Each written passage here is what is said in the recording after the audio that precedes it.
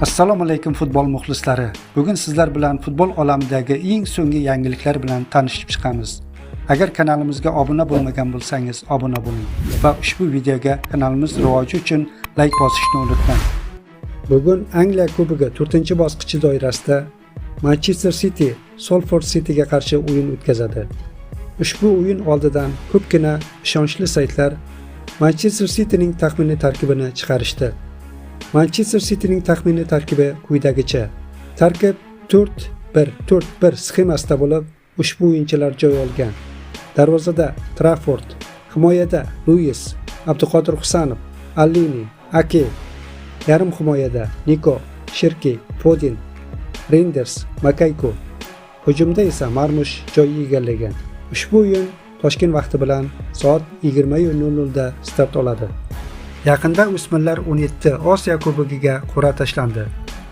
O'zbekiston o'smirlar terma jamoasi bosh murabbiyi Sergey Chigodayev qur'a va tayyorgarlik jarayonlari haqida fikrini bildirdi. Osiyo chempionatidagi barcha 16 ta jamoani kuchli degan bo'lardim. Biz uchun kim bilan o'ynashimizning farqi yo'q. Chunki maqsadimiz yuqori. Finalga chiqish uchun istalgan raqibga qarshi maydonga chiqib o'ynaymiz va yutishimiz kerak. D guruhida Avstraliya, Hindiston va Shimoliy Koreya bilan to'qnash kelamiz. Albatta, ularning bir nechta o'yinlarini ko'rib chiqdik. Hamma jamoalar yaxshi darajada. Har bir o'yinda g'alaba qozonishga harakat qilamiz.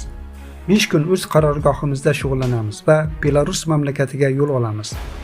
Rivojlanish kubogi xalqaro turnirida qatnashamiz. U yerda ham yaxshi raqiblar bor.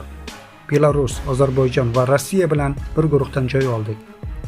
O'ylaymanki, Osiyo Kubogiga yaxshi tayyorgarlik vazifasini o'tab beradi, dedi Sergey Chigodayev. Superliga birinchi tur o'yinlarining boshlanish vaqti ma'lum bo'ldi. 27-fevral kuni Superliga 2026 start oladi. Dastlabki tur bellashuvlari 3 kun davomida bo'lib o'tadi. UzPFL rasmiy saytida mazkur uchrashuvlarning boshlanish vaqtlari e'lon qilindi. Superliga 2026 birinchi tur 27-fevral kuni soat 18:45 da Andijon o'z maydonida Sug'diyonani qabul qiladi. Soat 19:00 da Paxtakor o'z maydonida Qizilqumni qabul qiladi.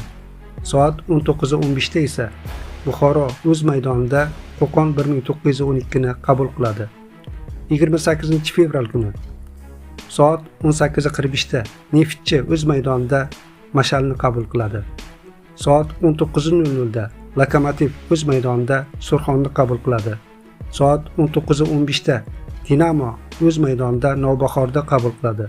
1-mart soat 19:00 da Okimka o'z maydonida Bunyodkorni qabul qiladi. Soat 19:15 da Nasaf o'z maydonida esa Xorazmni qabul qiladi.